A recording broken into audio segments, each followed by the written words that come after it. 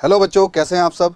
तो बच्चों आज हम लोग वन शॉट पर जाएंगे और ये वन शॉट है फिजिक्स में इलेक्ट्रिक फील्ड एंड चार्ज। तो बच्चों आइए स्टार्ट करते हैं इलेक्ट्रिक फील्ड एंड चार्ज का वन शॉट। मैं बता दूं आपको, अगर आपने इसे अच्छे तरीके से देख लिया, बढ़िया तरीके से समझ लिया, तो इसके नीट में आने वाले सवाल आपसे ज़रूर हो पाएंगे। ठीक है, ये पूरा वादा है। आइए स्टार्ट करते हैं इलेक्ट्रिक फील्ड एंड चार्ज। तो electrostatics the branch of physics in which we study the charge at rest and the influence on another charges placed surrounding it. तो इलेक्ट्रोस्टैटिक्स में जो भी हम बात करेंगे वो चार्ज रेस्ट पर होंगे, उनकी बात करेंगे, उनके प्रॉपर्टीज़ की बात करेंगे, ठीक है, और उनके प्रभाव यानी इन्फ्लुएंस की बात करेंगे। ठीक है, चार्ज के क्या क्या इफेक्ट्स हैं, चार्ज का दूसरे चार्ज पर क्या इफेक्ट आता है, इसकी बात करी जाएगी। ठीक है, चार्ज की वजह से कौन कौन सी फील्ड जनरेट होती हैं और क्या इनके इन्फ्लुएंसेस हैं, इसकी चर्चा हम लोग इस ब्रांच में करेंगे। ठीक है, तो मेजॉरिटी में हमें याद क्या रखना है, याद रखना है कि चार्ज रेस्ट पे होता है। ठीक है, इलेक्ट्रोस्टैटिक्स, इलेक्ट्रोस्टैटिक्स का मतलब क्या होता है, charge is at rest. Electrostatics, electro का मतलब चार्ज से है और स्टैटिक्स का मतलब होता है एट रेस्ट, एट रेस्ट। तो जहाँ पर चार्ज की स्टडी रेस्ट में करी जाती है उस ब्रांच को क्या बोलते हैं, इलेक्ट्रोस्टैटिक्स। तो बच्चों charge by Benjamin, positive charge का मतलब होता है डेफिशिएंसी ऑफ इलेक्ट्रॉन्स। ठीक है, इलेक्ट्रॉन्स की डेफिशिएंसी, अगर मान लो किसी बॉडी से इलेक्ट्रॉन्स निकाल लिए जाते हैं तो उस पर कैसा चार्ज आता है बच्चों, कैसा, पॉजिटिव चार्ज आता है। नेगेटिव चार्ज का मतलब होता है एक्सचेंज ऑफ इलेक्ट्रॉन्स। ठीक है, तो एक्सचेंज ऑफ इलेक्ट्रॉन्स मतलब नेगेटिव चार्ज। एसआई सिस्टम में यूनिट क्या है आपका, कूलम है, सीजीएस में स्टेट कूलम है। ठीक है, स्टेट कूलम। तो बच्चों चार्ज दो टाइप का होता है, पॉजिटिव नेगेटिव। पॉजिटिव का मतलब होता है डेफिशिएंसी ऑफ इलेक्ट्रॉन्स, नेगेटिव का मतलब होता है एक्सचेंज ऑफ इलेक्ट्रॉन्स। अगर किसी बॉडी से हम n इलेक्ट्रॉन्स निकाल रहे हैं, ठीक है ना, और ये दूसरी बॉडी पर n इलेक्ट्रॉन जा रहे हैं, तो a पर क्या आएगा, b पर क्या आएगा, इसकी चर्चा करेंगे। a पर कैसा आएगा बेटा, a से इलेक्ट्रॉन चले गए तो a पर आ जाएगा बेटा, a पॉजिटिव हो जाएगा, और b कैसा हो जाएगा, b नेगेटिव हो जाएगा। दोनों बॉडी न्यूट्रल थी, लेकिन a बॉडी से b बॉडी पर इलेक्ट्रॉन चले गए तो b पर एक्सचेंज ऑफ इलेक्ट्रॉन्स हो जाएगा और a पर डेफिशिएंसी ऑफ इलेक्ट्रॉन्स हो जाएगा। तो आपको ये सारी चीज़ें समझ में आ गई होंगी। आगे बढ़ते हैं बच्चों, आगे प्रॉपर्टी ऑफ चार्ज में प्रॉपर्टी की बात करते हैं। Like charge repel and unlike charge attract each other. इसका मतलब पॉजिटिव Q1 और पॉजिटिव Q2, इन दोनों के बीच में क्या होगा, रिपल्सन होगा। ठीक है, R से रिप्रेजेंट करेंगे, और पॉजिटिव Q1 और माइनस कितना Q2, इन दोनों के बीच में क्या होगा बच्चों, अट्रैक्शन होगा। नेगेटिव चार्ज पॉजिटिव चार्ज को अट्रैक्ट करेगा, मतलब unlike charges, opposite charges attract करते हैं, और लाइक चार्जेज मतलब सेम चार्जेज क्या करते हैं, रिपेल करते हैं। एडिटिव नेचर होता है। एडिटिव नेचर का मतलब किसी बॉडी पर चार्ज दो तो एल्जेब्रिक सम लेते हैं। जैसे मान लो मैंने किसी बॉडी को चार्ज दिया, कितना दिया, 4 कूलम, फिर माइनस का 2 कूलम, फिर प्लस का 10 कूलम। तो एडिटिव नेचर को शो करेगा, जो एल्जेब्रिक एडिशन समेशन होता है ना, उस प्रिंसिपल को हम फॉलो करेंगे। ठीक है, conservation of charge, conservation of charge ये बहुत इंपॉर्टेंट प्रॉपर्टी है। मतलब total charge of the universe ऐसा माना गया है कि कंजर्व्ड है। आइसोलेटेड सिस्टम का पूरा चार्ज कंजर्व्ड है। Charge can neither be created nor be destroyed, it will be transferred from one body to another body, है ना। सिस्टम का टोटल चार्ज क्या रहता है, कंजर्व्ड रहता है। जितना टोटल नेगेटिव है उतना ही टोटल पॉजिटिव है। चार्ज के अमाउंट में कोई चेंज नहीं होता है। टोटल चार्ज क्या है, कंजर्व्ड है, बट चार्ज ट्रांसफर होता है एक बॉडी से दूसरी बॉडी में। ठीक है, या फिर आइसोलेटेड सिस्टम का चार्ज हम क्या मान सकते हैं, कंजर्व्ड मान सकते हैं बच्चों। Quantization of charge, quantization charge में बात करेंगे बच्चों, किसकी, क्वांटाइजेशन चार्ज में बात करेंगे। किसी बॉडी पर जो चार्ज होता है वो कितना होता है, Q बराबर N होता है ना। और ये प्लस माइनस लिख दो तो और अच्छा रहेगा, Q बराबर N, मतलब charge on a body is an integral value of electrons. ठीक है, Q बराबर N, मतलब N का वैल्यू जो है, N क्या है, N है बेटा इंटीजर, N है इंटीजर, N है इंटीजर। तो इंटीजर होता है, मतलब Q बराबर N, किसी बॉडी से इंटीजर वैल्यू ऑफ इलेक्ट्रॉन्स निकाल सकते हैं, इंटीजर वैल्यू ऑफ इलेक्ट्रॉन किसी बॉडी को दे सकते हैं। ठीक है, तो याद रखना, आधा अधूरा इलेक्ट्रॉन यानी n फ्रैक्शनल नहीं हो सकता है ना। आधा अधूरा इलेक्ट्रॉन किसी बॉडी से नहीं निकाला जा सकता है।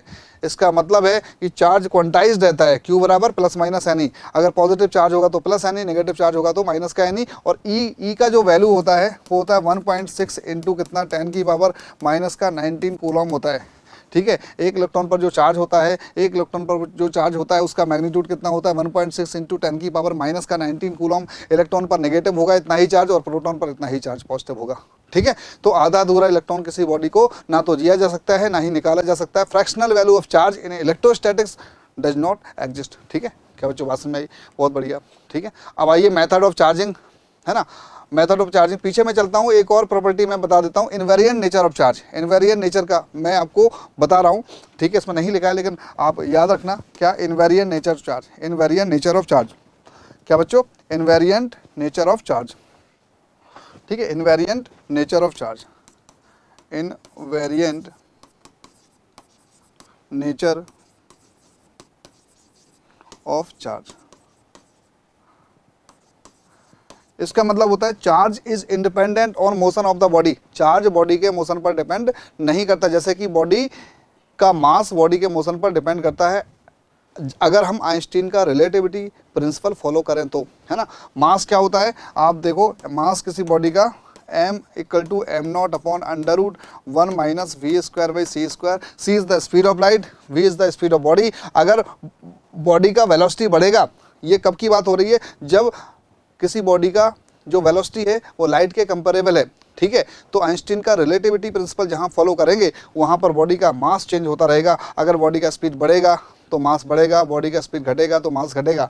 देखो v बढ़ेगा तो v square by c square बढ़ेगा, और 1 माइनस दिस घटेगा तो ओवरऑल वैल्यू मास की बढ़ेगी। Am not is the rest mass of the body है। ये कहाँ एप्लीकेबल है, जहाँ पर आइंस्टीन के रिलेटिविटी प्रिंसिपल को हम फॉलो करेंगे, ठीक है बच्चों। चलो, यहाँ बताया गया इनवेरिएंट नेचर के बारे में। इनवेरिएंट नेचर में साफ साफ बोला गया है कि चार्ज बॉडी के मोशन पर डिपेंड नहीं करेगा, ठीक है। अब यहाँ पर एक और चीज़ आती है, स्पेसिफिक चार्ज। बच्चों क्या आती है? Specific charge, specific charge. So specific charge होता है बच्चों अल्फा। अल्फा होता है चार्ज पर यूनिट मास, है ना। तो charge per unit mass motion पर डिपेंड करता है, स्पेसिफिक चार्ज मोशन पर डिपेंड करेगा बॉडी के, लेकिन चार्ज बॉडी के मोशन पर डिपेंड नहीं करेगा। Charge is independent on motion of body, but specific charge body के मोशन पर डिपेंड करेगा। कहाँ? आइंस्टीन के रिलेटिविटी प्रिंसिपल के अकॉर्डिंग, ठीक है। तो अगर मान लो बॉडी का स्पीड बढ़ाओगे तो m बढ़ेगा, m बढ़ेगा तो q/m घटेगा, ठीक है। तो याद रखना, अगर बॉडी का स्पीड बढ़ता है तो स्पेसिफिक चार्ज घटेगा, और बॉडी का स्पीड घटता है तो स्पेसिफिक चार्ज बढ़ेगा। ये लिख लेना, आप नोट कर लेना। चलो, यहाँ पर एक पॉइंट एडिशनल जो कि आपको दिया, आगे बढ़ते हैं, ठीक है। मेथड ऑफ चार्जिंग में, मेथड ऑफ चार्जिंग कितने तरह से हो सकता है? फ्रिक्शन हो सकता है, इंडक्शन हो सकता है, कंडक्शन हो सकता है। तो मैं आपको बता दूं कि फ्रिक्शन कैसे होता है। दो बॉडी को रब कर दो, जैसे मान लो एक बॉडी ए है और एक बॉडी बी है, और इन दोनों बॉडी को हम रब कर रहे हैं तो बेटा ए पर क्या आ गया? ए पर पॉजिटिव चार्ज आ गया, और बी पर क्या आ गया बेटा? बी पर नेगेटिव चार्ज आ गया, ठीक है। बी पर कैसा आ गया? नेगेटिव चार्ज आ गया। मतलब एक बॉडी से दूसरी बॉडी पर इलेक्ट्रॉन ट्रांसफर हो गए, ए से बी की तरफ इलेक्ट्रॉन्स का ट्रांसफर हो गया। एन इलेक्ट्रॉन ए से निकल के बी पर आ गए, यानी ए में डेफिशिएंसी ऑफ इलेक्ट्रॉन्स हो गई और बी में एक्सेस ऑफ इलेक्ट्रॉन्स हो गई। ए पर क्या आ गया?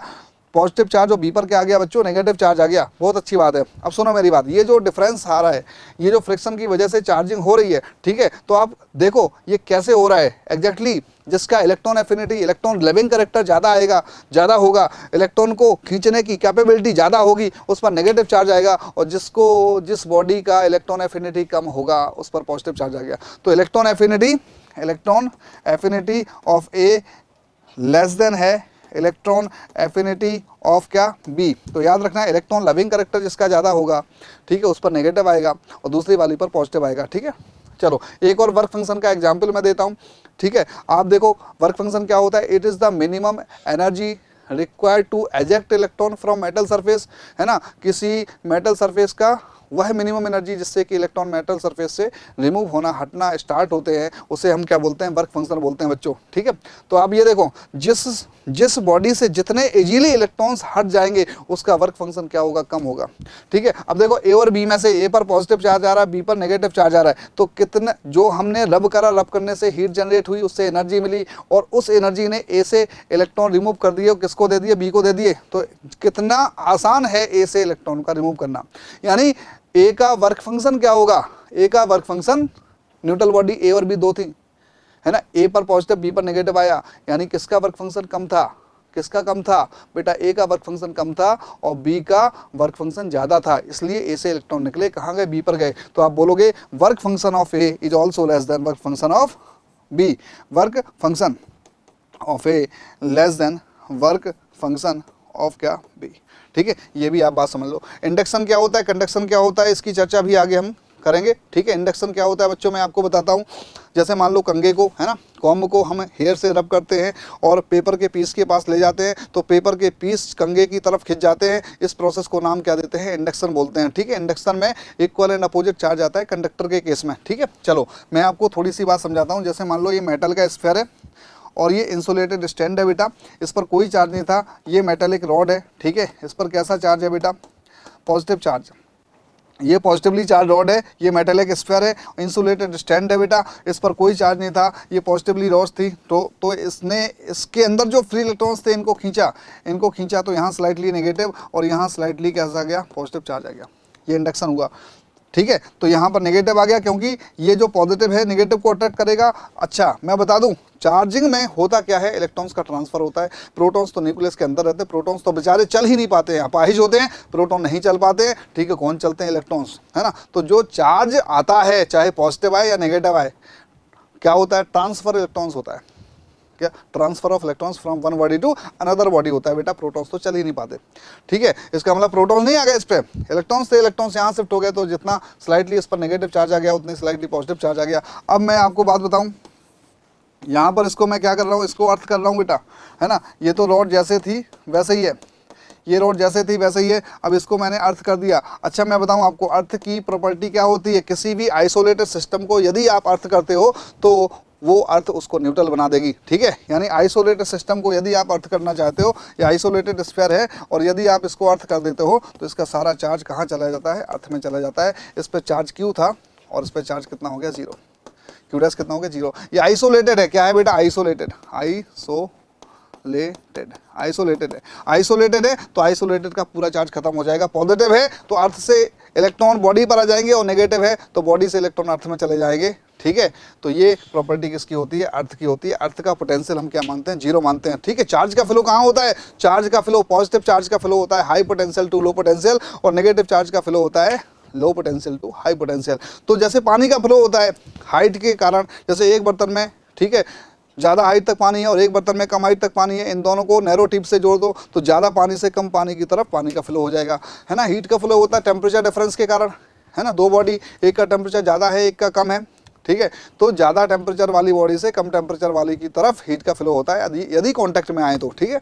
चलो इसीलिए हमें गर्म और ठंडा होने का एहसास होता है, ठीक है। चलो ऐसे ही किसका, चार्ज का भी फ्लो होता है। अब देखो मैंने अर्थ कर दिया तो ये पॉजिटिव चार्ज खत्म हो गया, नेगेटिव क्यों नहीं गया, क्योंकि इसको ये पकड़े हुए कि भाई तू रुक, तू कहाँ जा रहा है, ठीक है। तो इसने इसको पकड़ के रखा है, ठीक है। अब मैं क्या कर रहा हूँ, अब मैं अर्थ हटा रहा हूँ, अर्थिंग हटा रहा हूँ, अर्थिंग हटा दिया मैंने, हटा दिया। ये जो रॉड थी ये जैसी थी वैसे ही है, ठीक है। तो अभी भी इलेक्ट्रॉन ऐसे ही है, ठीक, चार्ज। अब देखो मैं क्या कर रहा हूँ, अब रॉड को हटा रहा हूँ तो क्या होगा बच्चों, रॉड को हटाने से ये जो चार्ज था नेगेटिव, इनमें रिपल्सन हुआ तो ये यूनिफॉर्मली डिस्ट्रीब्यूटेड हो गया, किस पर हो गया, मेटेलिक स्फीयर पर, ठीक है। तो आप देखो शुरू में कोई चार्ज था नहीं था, न्यूट्रल था, अब कितना चार्ज आ गया, नेगेटिव चार्ज आ गया। पॉजिटिवली चार्ज रॉड लाए तो नेगेटिव चार्ज आ गया, इंडक्शन के द्वारा नेगेटिवली लाएंगे तो पॉजिटिवली चार्ज आ जाएगा, ठीक है। तो यहाँ पर आपने बहुत सारी चीज़ें सीखी इंडक्शन में। अब हम लोग बात करते हैं आगे किसकी, कंडक्शन की बात करते हैं बच्चों। तो कंडक्शन क्या है, when two bodies having different potential are connected by the conducting wire then the charge flow from one body to another body until potential is same. सुनो मेरी बात, जैसे मान लो इस पर चार्ज क्यू है और इस पर चार्ज कितना है, जीरो है बेटा, ठीक है। तो इस पर पॉजिटिव है, इस पर कितना है आपका, जीरो चार्ज है। तो ऐसा माना जाता है जिस पर पॉजिटिव चार्ज है उसका पोटेंशियल क्या होता है, ज़्यादा होता है, उसके पावर ज़्यादा होती है। पोटेंशियल ज़्यादा किसका हो गया, ए का, पोटेंशियल कम किसका हो गया, बी का। जब इन दोनों को बेटा कंडक्टिंग वायर, इसका V1 पोटेंशियल, इसका V2 कितना हो गया, जीरो, V1 बराबर V है। तो बेटा जब तक हम इन दोनों को कंडक्टिंग वायर से जोड़ देते हैं, कंडक्टिंग वायर से जोड़ देंगे तो जैसे पानी का फ्लो होगा वैसे ही चार्ज का फ्लो होगा। अब इसका पोटेंशियल कुछ समय बाद V हो गया, इसका पोटेंशियल V हो गया, इसका घटेगा इसका बढ़ेगा, पोटेंशियल डिफरेंस जीरो हो जाएगा, डेल्टा V जीरो हो जाएगा, चार्ज का फ्लो रुक जाएगा। तो इस पे Q1 चार्ज आ गया, इस पे Q2 चार्ज आ गया। आप देखो कंडक्टिंग वायर है, CW है ना, कंडक्टिंग वायर है। आप यहाँ देखो इस पे चार्ज Q था, इस पे जीरो था, लेकिन जब हमने इसको जोड़ा कंडक्टिंग वायर से तो चार्ज का फ्लो हुआ हाई पोटेंशियल से low potential. Positive charge flow करता है बेटा हाई पोटेंशियल से लो पोटेंशियल, ठीक है। तो इस तरीके से काम हुआ और आप देख पा रहे हो कि कंडक्शन से बी बॉडी पर भी चार्ज आ गया, ठीक है, अच्छी बात है। आगे बढ़ते हैं, two identical bodies A and B having same charges Q, a third identical body C is touched with A and then touched with B, then find final charge on each of the body। देखो two identical bodies हैं बेटा, एक तो ये है और एक क्या है आपका B है है ना, और एक क्या है आपका सी है ना, यही मैं समझ पा रहा हूँ। Two identical bodies A and be having same charges, कितना चार्ज है बेटा, क्यू चार्ज है इस पे, क्यू चार्ज है इस पे, ठीक है। और थर्ड आइडेंटिकल बॉडी सी, ठीक है, इस टच्ड मतलब ये मेटेलिक है, ये मान के चलना पड़ेगा, मेटेलिक नहीं होगी तो चार्ज का ट्रांसफर नहीं होगा, चार्ज के चलने के लिए पाथ होना चाहिए, और वो बात कौन देता है, वो पाथ देता है कंडक्टर, है ना, मेटल बॉडी है ना, तो मेटल में चार्ज चल सकता है, इलेक्ट्रॉन मूव कर सकते हैं एक स्थान से दूसरे स्थान पर। तो बेटा क्यू क्यू चार्ज था, इस पर चार्ज कितना था, 0 था, है ना। When C body C is touched with A and then touched with B, ठीक है। तो जब हम पहला स्टेप, फर्स्ट स्टेप है बेटा, फर्स्ट स्टेप मैंने क्या करा, ए को किससे टच कराया, ए को मैंने सी से टच कराया बेटा। ए पर चार्ज क्यू था, सी पर कितना था, 0 था। तो अब देखो आइडेंटिकल बॉडीज हैं तो आधा आधा चार्ज आ जाएगा, इस पर ए पर Q/2 आ जाएगा और सी पर भी कितना आ जाएगा बच्चों, Q/2 आ जाएगा, सी पर Q/2 आ जाएगा।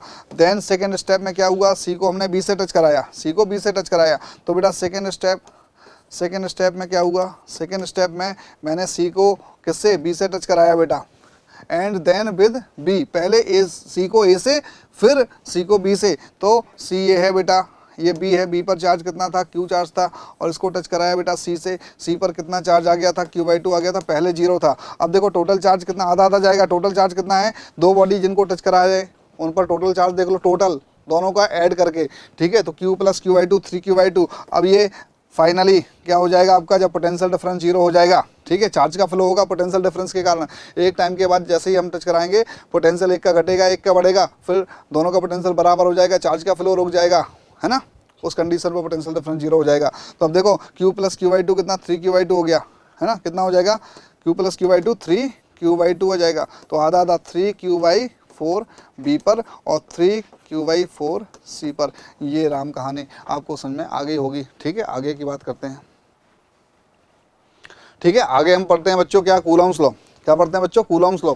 तो कूलॉम ने बताया कि दो चार्ज Q1 Q2 जब r डिस्टेंस पर रखे होते हैं तो इनके बीच लगने वाला जो फोर्स होता है वो directly proportional to product of the charges and inversely proportional to the square of distance between the charges. तो बच्चों F = आ जाएगा, प्रोपोर्शनलिटी साइन लगाओगे तो K आ जाएगा बड़ा सा Q1 Q2 अपॉन कितना R² आ जाएगा बेटा। तो आप देख पा रहे हो R बढ़ाओगे तो फोर्स घटेगा और प्रोडक्ट बढ़ेगा तो फोर्स बढ़ेगा, ठीक है। अब देखो अगर मान लो Q1 है ना, Q2 का प्रोडक्ट ग्रेटर देन 0 है तो फोर्स कैसा होगा बेटा, रिपल्सिव होगा, ठीक है। और Q1 Q2 का प्रोडक्ट लेस देन 0 है तो फोर्स कैसा हो जाएगा बेटा, अट्रैक्टिव हो जाएगा। याद रखना ये फोर्स कैसा है, लॉन्ग रेंज फोर्स है, कंजर्वेटिव इन नेचर है ना, मीडियम पर डिपेंड करता है। ये सारी बातें याद रखना, कैसा है, लॉन्ग रेंज है, कंजर्वेटिव है, ठीक है, और मीडियम पर डिपेंड करता है, ठीक है। इतनी बात याद रखना, अट्रैक्टिव होता है, रिपल्सिव होता है, ठीक है। Q1 Q2 का प्रोडक्ट यानी दोनों सेम चार्ज हैं, या तो नेगेटिव नेगेटिव या पॉजिटिव पॉजिटिव, तो फोर्स कैसा होता है, रिपल्सिव होता है। और अगर अपोजिट चार्जेज है मतलब प्रोडक्ट लेस देन 0 है ना, यानी एक पॉजिटिव है और एक नेगेटिव है तो फोर्स कैसा होगा बेटा, अट्रैक्टिव होगा। इतनी बात आप समझ लो। यहाँ पर यदि डायग्राम बनाए तो क्या बनेगा, ये Q1 है और ये Q2 है, ये दूसरे को धक्का मारेंगे, है ना, फोर्स का मैग्नीट्यूड कैसा होगा, बराबर होगा, और डायरेक्शन कैसी होगी, अपोजिट होगी, ठीक है। यहाँ पर देखो, यहाँ पर इसके लिए है ना, ये ऊपर वाले के लिए, नीचे वाले के लिए Q1 Q2 है ना, कितने डिस्टेंस पर है, R डिस्टेंस पर है बेटा, ठीक है। तो ये इसको अट्रैक्ट करेगा F फोर्स से और ये इसको अट्रैक्ट करेगा F फोर्स से। सिस्टम पर नेट फोर्स 0 है यानी सिस्टम का लीनियर मोमेंटम कंजर्व रहेगा। यदि किसी सिस्टम पर नेट फोर्स 0 है तो सिस्टम का लीनियर मोमेंटम कंजर्व रहता है। यदि किसी सिस्टम पर नेट टॉर्क 0 है तो सिस्टम का एंगुलर मोमेंटम कंजर्व रहता है, ठीक है। तो यहाँ पर आप देख पा रहे हो equal in opposite, equal in magnitude, opposite in direction, ठीक है। अब जैसे मान लो मैंने बोला, एक छोटा सा सवाल ले लें, जैसे मान लो यहाँ पर Q था, Q1 ये कितना था बेटा, Q2 था, डिस्टेंस कितनी थी, R थी, और फोर्स F लग रहा था, ठीक है। अब देखो मैंने क्या कर दिया, यहाँ पर 2Q1 करा और कितना करा 1/4 कितना करा Q2 करा और डिस्टेंस कितना कर दिया R/2 कर दिया। बोले फोर्स कितना हो जाएगा, फोर्स कितना हो जाएगा। तो आप देखो यहाँ पर है ना, आप देखो F = कितना था बेटा, F = K Q1 Q2 upon कितना R² था। यहाँ पर F' कितना आ जाएगा बेटा, F' आ जाएगा K Q1 कितना Q1/2 और Q2 कितना है आपका, Q1 कितना है आपका 2Q1 है, तो K × कितना 2Q1 × कितना Q2/4 अपॉन कितना R/2 का होल स्क्वायर, R/2 का होल स्क्वायर, ठीक है, R/2 का होल स्क्वायर, ये R/2 है, R/2 का होल स्क्वायर। आप देखो इसको, ये K × कितना Q1 × Q2 अपॉन कितना R², ये नीचे 4 और ये ऊपर 2 है ना, तो 1/4 × कितना 2 और ये 2 दूनी 4 ऊपर जाएगा तो 4 ऊपर गया बच्चों, 4 से 4 कट गया, कितना आ जाएगा 2 टाइम्स, तो ये जाएगा 2F, कितना आ जाएगा 2f। अब देखो गौर से, है ना, प्रोडक्ट कितना हो गया था, प्रोडक्ट हो गया था कितना बेटा, Q1 की जगह आ गया था कितना 2Q1 और Q2 की जगह कितना आ गया था Q2/4 आ गया था। ठीक है, तो अभी देखो ये 2 ऊपर और 4 नीचे, है ना, KQ1 Q2/R², तो ये F है, तो 2 ऊपर 4 नीचे, और R का 2 का होल स्क्वायर करेंगे तो 4 आएगा, 4 ऊपर जाएगा, 4 से 4 कटा, यहाँ 2 आ गया, मतलब कितने फैक्टर से, 2 के फैक्टर से बढ़ गया, 2 गुना हो गया, F था तो कितना हो गया 2F हो गया। तो आप ऐसे कर सकते हो।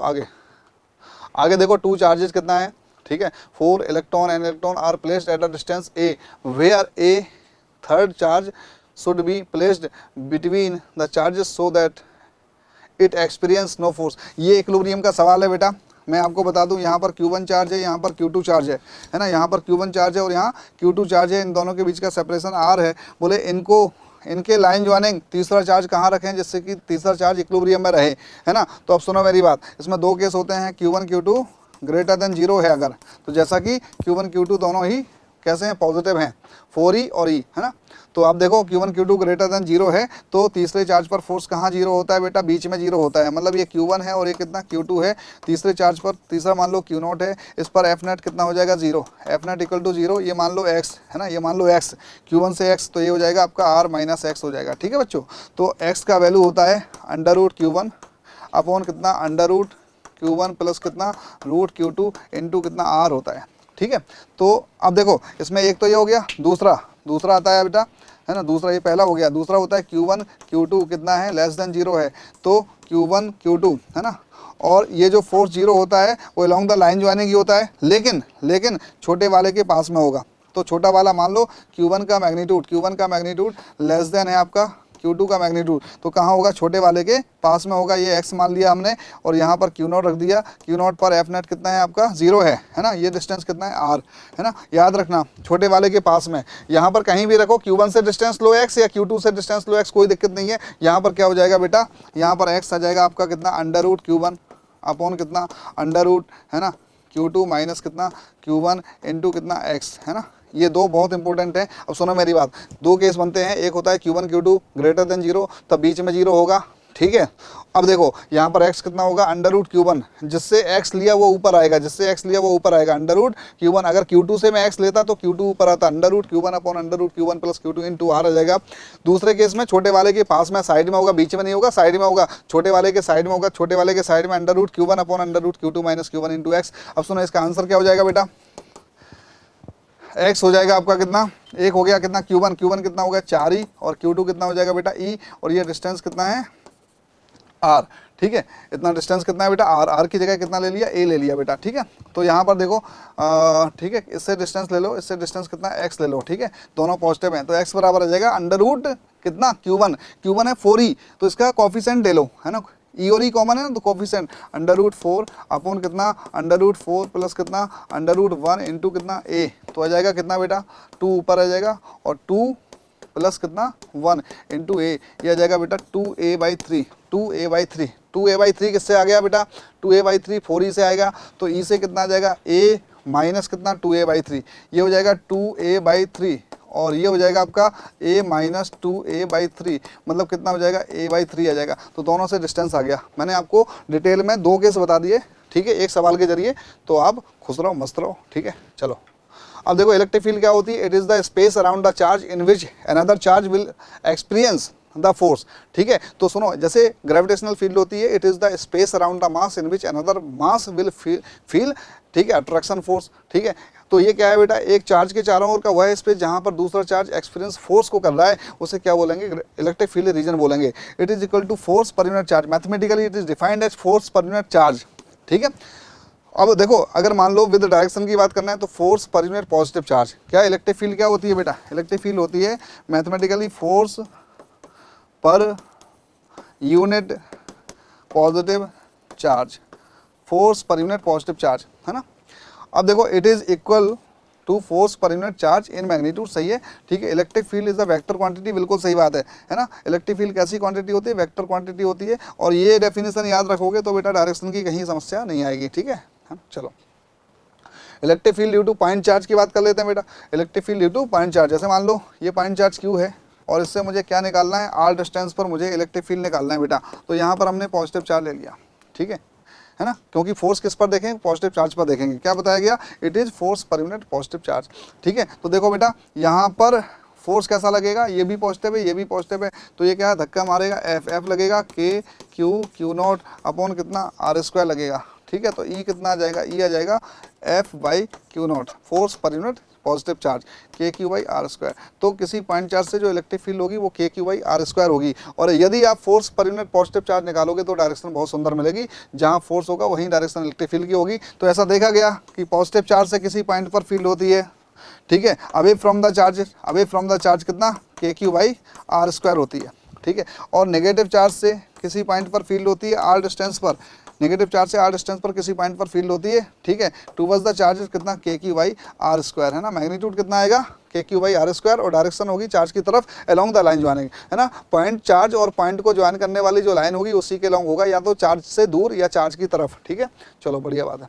आगे, two equal charges are placed at the vertices of equilateral triangle of side A, find the electric field at the remaining corner. ठीक है, तो देखो यहाँ पर इक्विलैटरल ट्रायंगल बना लिया अपन ने। ठीक है, साइड कितना है, ए है। ठीक है, अब यहाँ पर चार्ज रखे हैं बेटा, ये वाला क्यू रखा, ये वाला क्यू रखा। Two equal charges are placed at the vertices of equilateral triangle of side A, find the electric field at the remaining corner. तो अब देखो यहाँ पर फील्ड कैसे आ जाएगी बेटा, K Q by R square, R कितना ए, तो K Q by A square आ जाएगा, ये क्यू है बेटा चार्ज, है ना, और यहाँ पर फील्ड इसकी वजह से क्या आ जाएगी, के क्यू बाई कितना ए स्क्वायर आ जाएगी। तो ये भी ई है और ये भी ई है बेटा। ठीक है, मैग्नीट्यूड में। अब इन दोनों के बीच एंगल कितना है, 60 डिग्री। आपको पता है जब दो वेक्टर 60 डिग्री पर हों, ई और इनके बीच का एंगल कितना 60 डिग्री है, तो रिजल्टेंट ई नेट कितना आ जाएगा बेटा, ई नेट आ जाएगा कितना, ठीक है, कितना, √3 टाइम्स ऑफ ई। याद रखना 90 डिग्री पर है तो √2 ई आता है, और 60 डिग्री पर है तो कितना आता है, √3 ई आता है। अगर इक्वल मैग्नीट्यूड के दो वेक्टर थीटा एंगल पर हैं तो 90 पर है तो √2 टाइम्स हो जाता है मैग्नीट्यूड रिजल्टेंट का, और अगर 60 पर है तो √3 टाइम्स हो जाता है, और 120 पर है तो सेम मैग्नीट्यूड आ जाता है रिजल्टेंट का। ठीक है, चलो √3 टाइम्स ऑफ ई, √3 इंटू कितना आ जाएगा आपका, के क्यू अपॉन कितना, ए स्क्वायर, के Q upon A square. So that is the problem and that is the answer. अब देखो आगे electric lines of force, electric field lines या इलेक्ट्रिक लाइन्स ऑफ फोर्स क्या होती हैं, दीज आर इमेजिनरी लाइन्स होती हैं, जैसे पॉजिटिव चार्ज से रेडियली आउटवर्ड, नेगेटिव चार्ज से रेडियली इनवर्ड होती हैं। ठीक है, और यूनिफॉर्म इलेक्ट्रिक फील्ड का रिप्रेजेंटेशन क्या होता है, इक्विडिस्टेंट पैरेलल लाइन्स होती हैं। जितना डिस्टेंस ज़्यादा होगा वो बी की स्ट्रेंथ होगी, और जितना डिस्टेंस लाइन्स के बीच कम होगा वो स्ट्रेंथ उसकी ज़्यादा होगी, इलेक्ट्रिक फील्ड ज़्यादा होगी। ठीक है, तो these are imaginary curve tangent at point on electric lines of force represent the direction of electric field, है ना। जैसे मान लो ये इलेक्ट्रिक फील्ड लाइन है, इसके किसी पॉइंट पर हमें इलेक्ट्रिक फील्ड का डायरेक्शन चाहिए तो टेंजेंट ले लेंगे, ये डायरेक्शन किसका होगा, इलेक्ट्रिक फील्ड का होगा पी पॉइंट पर। ठीक है, चलो, they never cross each other, अगर क्रॉस करेंगी, अगर मान लो ये लाइन इसको क्रॉस कर रही है तो इस पॉइंट पर दो डायरेक्शन होगी इलेक्ट्रिक फील्ड की, एक ये और एक ये, जो कि संभव नहीं है। ठीक है, एक ही पॉइंट पर एक डायरेक्शन होती है इलेक्ट्रिक फील्ड की, दो डायरेक्शन संभव नहीं है। ठीक है, it is always start from positive charge and terminate at negative charge, बिल्कुल सही बात है। ठीक है, पॉजिटिव से स्टार्ट होगी, नेगेटिव पर टर्मिनेट होगी। They never form close loop, क्योंकि इलेक्ट्रिक फील्ड कैसी है, कंजर्वेटिव फील्ड है। इलेक्ट्रोस्टैटिक्स में इलेक्ट्रिक फील्ड कंजर्वेटिव है, वैसे एक और होती है इंड्यूस इलेक्ट्रिक फील्ड, जो नॉन कंजर्वेटिव इन नेचर होती है, वो EMI में, इलेक्ट्रोमैग्नेटिक इंडक्शन में वो इंड्यूस होती है ना, मैग्नेटिक फ्लक्स में चेंज होने से। ठीक है, चलो, they never form close loop, इतनी सारी बातें थी। ठीक है, आगे की बात करते हैं। अब देखो पॉइंट चार्ज से, जैसे मान लो ये पॉजिटिव चार्ज है, पॉजिटिव चार्ज से रेडियली आउटवर्ड और नेगेटिव चार्ज से रेडियली इनवर्ड। ठीक है, चलो अब देखो ये पॉजिटिव और ये नेगेटिव है ना, तो रेडियली इनवर्ड और रेडियली आउटवर्ड थी। अब इन दोनों से बनाएंगे तो एक दूसरे को अट्रैक्ट कर लेंगी, तो ये लाइन ऐसे जा रही थी और ये लाइन ऐसे जा रही थी, ये दोनों आपस में जुड़ गई। ठीक है, ज्वाइन हो गए। ठीक है, तो आप देखो क्यू का जो मैग्नीट्यूड है वो नंबर ऑफ लाइंस पर डिपेंड करता है। क्यू का magnitude of Q directly proportional to number of field lines, FIELD field lines, number of field lines बेटा। ठीक है, तो अगर Q1 अपन Q2 निकालना है तो आप रेशियो भी निकाल सकते हो। ठीक है, आगे इक्वल लाइन है तो ये क्या बता रहा है, ये रिपल्सन को बता रहा है। इसमें स्ट्रॉन्ग कौन सा, ये वाला पॉजिटिव स्ट्रॉन्ग है, ये वाला कम स्ट्रॉन्ग है। ठीक है, इसमें दोनों सेम स्ट्रॉन्ग है। ठीक है, तो आप देखो यहाँ पर जितनी ज़्यादा लाइंस निकलेंगी उतना ज़्यादा मैग्नीट्यूड होगा चार्ज का, तो ये रिपल्सन को शो कर रहा है दोनों, वहाँ पर अट्रैक्शन को शो कर रहे थे। ठीक है, यहाँ रिपल्सन था, यहाँ ये देखो यहाँ पर अट्रैक्शन था, यहाँ पर भी अट्रैक्शन था, क्योंकि एक पर एक से निकल रही है, दूसरे पर जा रही हैं, यानी एक पॉजिटिव होगा एक नेगेटिव होगा, इसमें से भी एक पॉजिटिव और एक नेगेटिव है। ठीक है, चलो यहाँ पर दोनों पॉजिटिव हैं और दोनों नेगेटिव हो सकते हैं। ठीक है, अब याद रखना, चलो आगे की बात। यूनिफॉर्म इलेक्ट्रिक फील्ड का रिप्रेजेंटेशन ये है पैरेलल इक्विडिस्टेंट लाइन, ठीक है, parallel equidistant line representation of uniform electric field. अगर इन लाइंस के बीच का सेपरेशन बढ़ता है तो इलेक्ट्रिक फील्ड का स्ट्रेंथ कम होता है, तो स्ट्रॉन्ग इलेक्ट्रिक फील्ड है और ये क्या है, वीक इलेक्ट्रिक फील्ड है। इलेक्ट्रिक डाइपोल क्या होता है, चलो आइए बच्चों हम लोग स्टार्ट कर लेते हैं इलेक्ट्रिक डाइपोल को। तो it consist of two equal and opposite charges separated at certain distance. जैसे मान लो ये माइनस क्यू चार्ज है, ये प्लस क्यू चार्ज है, इन दोनों को 2a डिस्टेंस पर रख दिया, तो ये अरेंजमेंट, ये व्यवस्था क्या कहलाती है, इलेक्ट्रिक डाइपोल कहलाती है। Dipole moment is the vector quantity, और डाइपोल मोमेंट होता है आपका q इंटू 2a, है ना, q इंटू 2a। तो इसका इलेक्ट्रिक डाइपोल मोमेंट होगा p होगा आपका कितना, q इंटू 2a या q इंटू r बोलेंगे। r is the distance between positive and negative charge, ठीक है। तो इसकी डायरेक्शन होती है कहाँ बेटा, माइनस से प्लस, माइनस से प्लस। पी का जो डायरेक्शन होगा वो नेगेटिव चार्ज से पॉजिटिव चार्ज की तरफ होगा। इलेक्ट्रिक फील्ड पॉजिटिव से नेगेटिव की तरफ होती है, लेकिन इलेक्ट्रिक डाइपोल मोमेंट क्या होगा, नेगेटिव चार्ज से पॉजिटिव चार्ज की तरफ इसकी डायरेक्शन होगी, ठीक है। चलो आगे की बात करते हैं। जैसे मान लो यहाँ पर क्या है बेटा, यहाँ पर ये माइनस का 2q है, यहाँ पर q है, यहाँ पर q है ना, ये डिस्टेंस r है, ये डिस्टेंस r है। तो बोला सिस्टम का इलेक्ट्रिक डाइपोल मोमेंट बताओ। तो अब मैं इसको थोड़ा इस तरीके से रिप्रेजेंट कर सकता हूँ, ठीक है। आप देखो, एक तो बनेगा माइनस q और ये प्लस q का, सुनो मेरी बात, एक बनेगा माइनस क्यू और ये प्लस क्यू का, ठीक है, ऊपर की तरफ बनेगा p, और एक बनेगा माइनस क्यू और प्लस क्यू का, ठीक है। एक ये बनेगा बेटा, ये भी p बनेगा। इन दोनों के बीच एंगल कितना है आपका, 90 डिग्री है। तो 90 है तो p नेट कितना आ जाएगा, √2p आ जाएगा, और p कितना हो जाएगा आपका q into R, √2q into R आ जाएगा, ठीक है, ये आंसर हो जाएगा। इस तरीके से हम सिस्टम का नेट इलेक्ट्रिक डाइपोल मोमेंट निकाल सकते हैं, ठीक है। एक सवाल और कर सकते हो, जैसे मान लो यहाँ पर कितना है आपका, माइनस का 2q है, और यहाँ पर q है, यहाँ पर q है ना, ये इक्विलेटरल ट्रायंगल है r साइड का, ठीक है। तो ये एंगल 60 डिग्री होगा। तो आप देखो इसमें क्या बनेगा, एक तो ये बन जाएगा बेटा p, एक तो ये बन जाएगा आपका p, है ना, कैसे, minus Q plus Q, minus Q plus Q, है ना। तो 60 डिग्री है तो कितना आ जाएगा, √3p आ जाएगा, है ना, और √3p, p कितना है आपका, q इंटू आर, ठीक है। तो छोटे छोटे सवाल इस तरीके से आप देख सकते हो, कर सकते हो, समझ सकते हो। आगे, ठीक है, ये तो मैंने डिस्कस ही कर लिया, ठीक है, ये मैंने डिस्कस ही कर लिया। क्या बेटा, ये आपका इसमें -2q है ना, -2q, तो उसको हम तोड़ेंगे कितने पार्ट में, 2 पार्ट में, -q प्लस q, ठीक है। तो एक तो ये बन जाएगा p, एक ये बन जाएगा p, 60 डिग्री पर इक्विलेटरल ट्रायंगल है, ठीक है, एल साइड का इक्विलेटरल ट्रायंगल है बेटा। कितना बन जाएगा, √3p आ जाएगा, यानी √3 है ना, q इंटू एल। चलो इसका बनाना है, इसका बनाना है, कोई दिक्कत नहीं।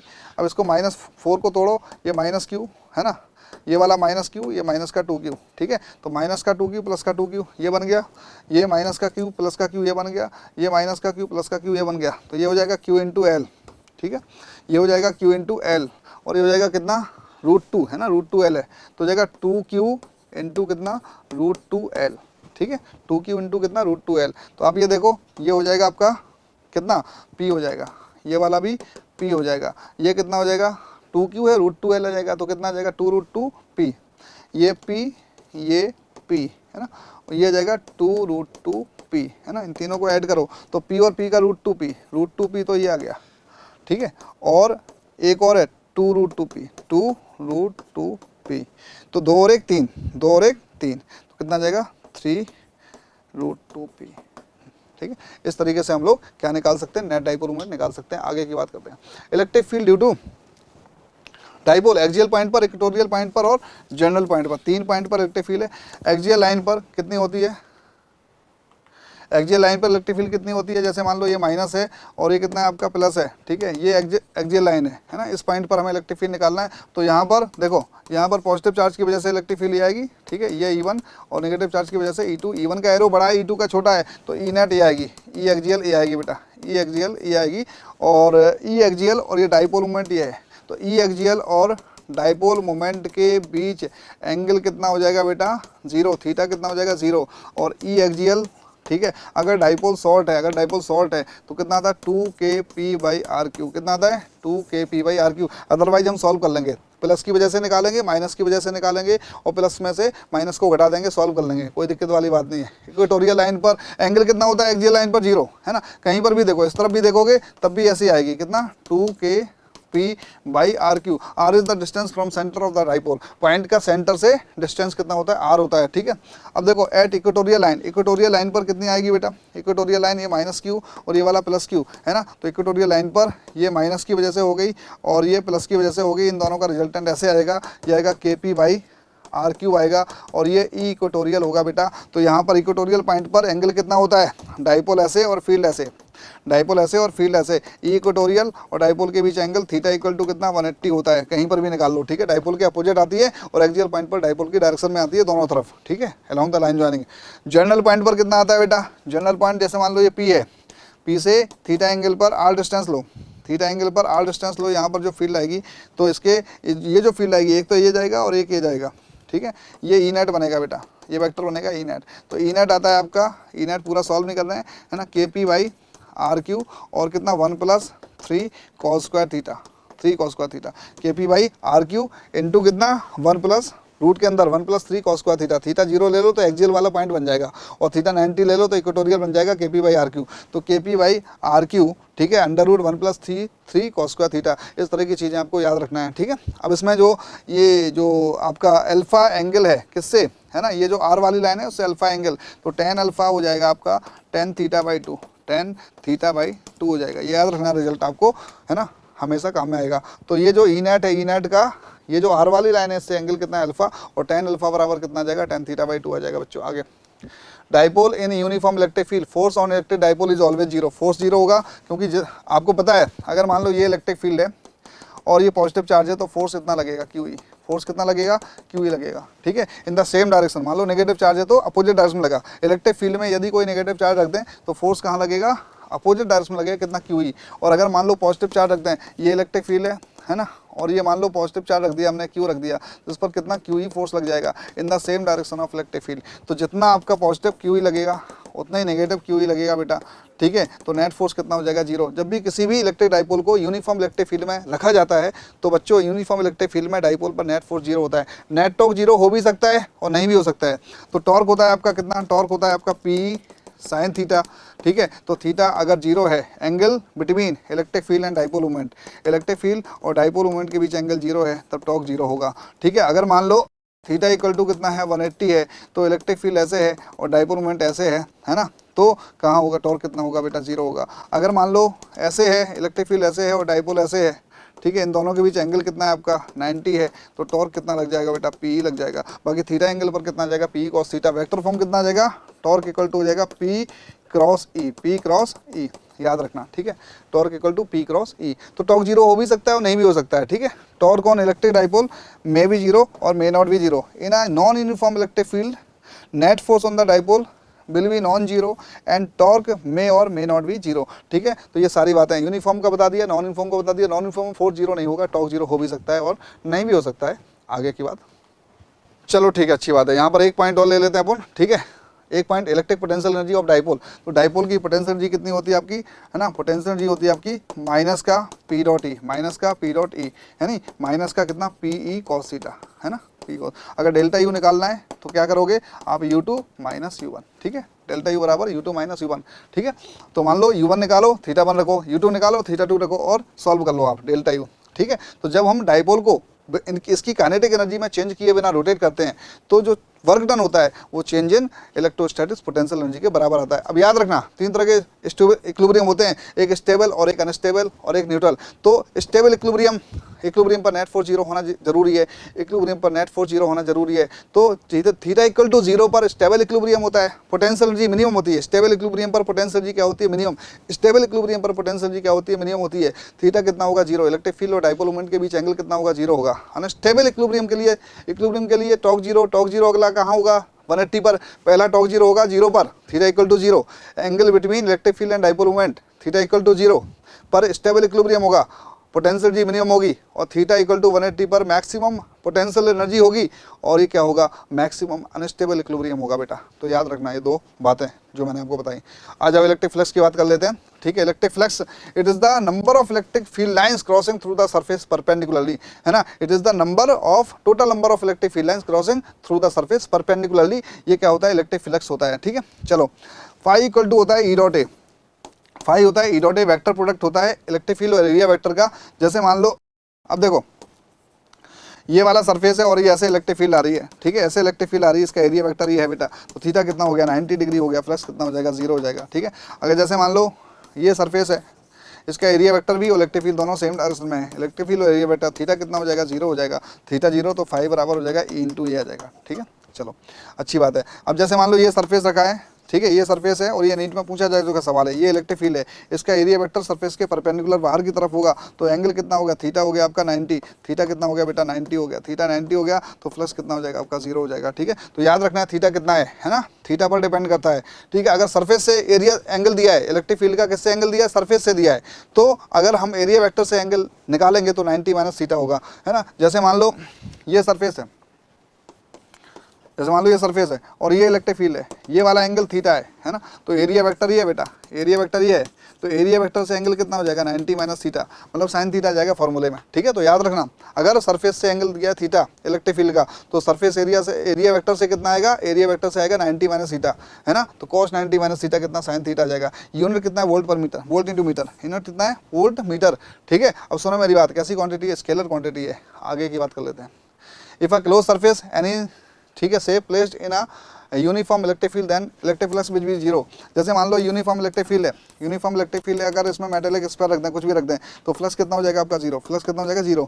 कोई भी यूनिफॉर्म इलेक्ट्रिक फील्ड मतलब ई बराबर कितना है आपका, ई बराबर 3i कैप प्लस कितना 2j कैप, है ना, माइनस का k कैप। अगर मान लो ये क्यूब रख दें, क्या रख दें, क्यूब रख दें, है ना, तो इस क्यूब से जाने वाला इलेक्ट्रिक फ्लक्स कितना होगा, 0। फाई कितना हो जाएगा, 0। किसी भी क्लोज सरफेस को यूनिफॉर्म इलेक्ट्रिक फील्ड में रख दोगे तो जितनी लाइंस अंदर जाएंगी उतनी बाहर निकलेगी, मतलब टोटल फ्लक्स कितना हो जाएगा, 0। ठीक है, चलो गॉस लॉ क्या है, it is use to find electric field due to charge distribution. ठीक है, और मैथमेटिकली टोटल इलेक्ट्रिक फ्लक्स होता है ई डॉट डी एस। भाई साहब cyclic integration of E dot D S, surface integral for a close path, है ना, surface integral for close path, तो सरफेस इंटीग्रल होगा बेटा ई डॉट डी एस, और क्लोज पाथ के लिए करेंगे साइक्लिक इंटीग्रेशन, है ना। Total flux phi total equal to कितना जाएगा, क्यू इनसाइड अपॉन कितना है, एप्सिलॉन नॉट आएगा। ठीक है, तो ई किस पर डिपेंड करता है बेटा, ई में हम कौन सा, E vector sum of inside charges electric field due to inside charges plus electric field due to outside charges. जो हम इलेक्ट्रिक फील्ड लेंगे वो दोनों चार्जेस की तरफ से लेंगे बेटा। ठीक है, और जो चार्ज लेंगे हम अकेला इनसाइड चार्ज लेंगे। ठीक है, तो बहुत बढ़िया थ्योरम है ना। इसमें सरफेस पॉइंट चार्ज के लिए स्फेरिकल, लाइन चार्ज के लिए सिलेंड्रिकल, और यूनिफॉर्म इलेक्ट्रिक फील्ड है तो कैसा सरफेस हम लेंगे, प्लेनर सरफेस लेंगे। ठीक है, यूनिफॉर्म इलेक्ट्रिक फील्ड के लिए अगर यूनिफॉर्म इलेक्ट्रिक फील्ड है तो हम कैसा, प्लेनर सरफेस लेंगे। तो ये सरफेस हैं, पॉइंट चार्ज के लिए स्फेरिकल सरफेस मानना है, लाइन चार्ज के लिए सिलेंड्रिकल मानना है, यूनिफॉर्म इलेक्ट्रिक फील्ड है तो क्या, प्लेनर सरफेस आप ले सकते हो। ठीक है, चलो अब देखो, due two point charge flux does not depend on area. सुनो मेरी बात, ये वाला जो है पॉइंट चार्ज है, कितना फ्लक्स जा रहा है बेटा, फाई टोटल इक्वल टू कितना, Q inside upon epsilon not.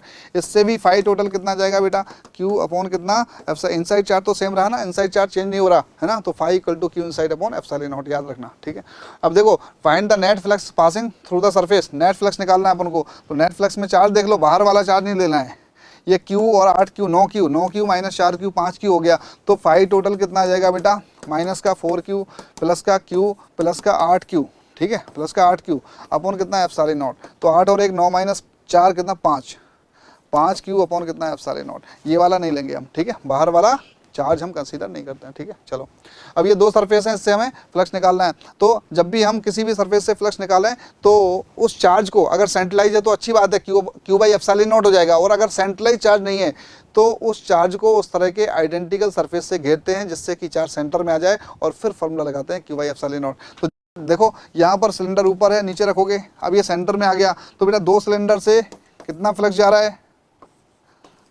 Q by epsilon not जा रहा है, तो एक से कितना जाएगा,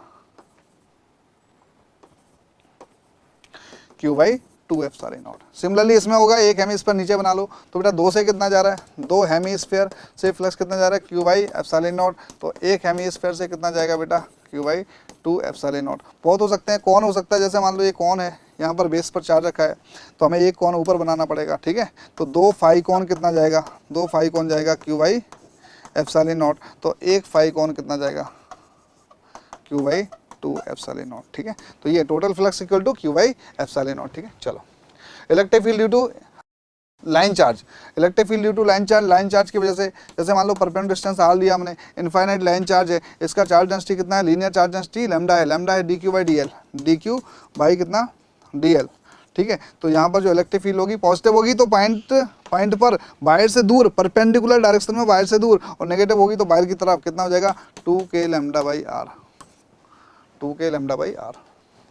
अब देखो electric field due to conducting charge square, conducting charge square जो होता है, ठीक है, तो कंडक्टर के अंदर चार्ज तो होते ही नहीं है, तो सेंटर से लेके सरफेस तक, है ना, इलेक्ट्रिक फील्ड जीरो, सरफेस पर हो जाएगी K Q by R square, है ना, K Q by R square, R capital आएगा बेटा, आर इक्वल टू आर पर सरफेस पर इलेक्ट्रिक फील्ड कितनी आ जाएगी, K Q by R square, और सरफेस के अंदर मतलब सेंटर से लेकर सरफेस तक जितने भी पॉइंट्स होंगे, इनसाइड पॉइंट पर इलेक्ट्रिक फील्ड कितनी होगी, जीरो, और बाहर हो जाएगा के क्यू बाई आर स्क्वायर। हम स्फीयर के केस में सारा चार्ज, है ना, कहाँ मान सकते हैं, अगर यूनिफॉर्मली चार्ज है तो सारा चार्ज सेंटर पे मान सकते हैं स्फीयर के केस में, और किसी के केस में नहीं। तो आप देखो बाहर के लिए तो आएगा के क्यू बाई आर स्क्वायर, बाहर और सरफेस के लिए के क्यू बाई आर स्क्वायर, बाहर और सरफेस के लिए के क्यू बाई आर स्क्वायर, है ना, सरफेस पर है तो आर रेडियस और बाहर है तो आर डिस्टेंस। डिस्टेंस पॉइंट का कहाँ से, सेंटर से, जब आर स्मॉल आर लेते हैं ना तो सेंटर से पॉइंट का डिस्टेंस लेते हैं बेटा, है ना, तो सरफेस के लिए और बाहर के लिए तो एक ही फार्मूला के क्यू बाई आर स्क्वायर लगेगा, पॉइंट चार्ज वाला फार्मूला, ठीक है। अंदर तो कितनी जीरो, अगर इसका ग्राफ बनाएंगे तो ई और आर का ग्राफ ऐसे बनेगा, अंदर तो क्या है बेटा, जीरो है, ठीक है। इसके बाद बाहर सरफेस पर कितना आ जाएगा आपका, आर इक्वल टू आर पर के क्यू बाई आर स्क्वायर आ जाएगा, ठीक है। चलो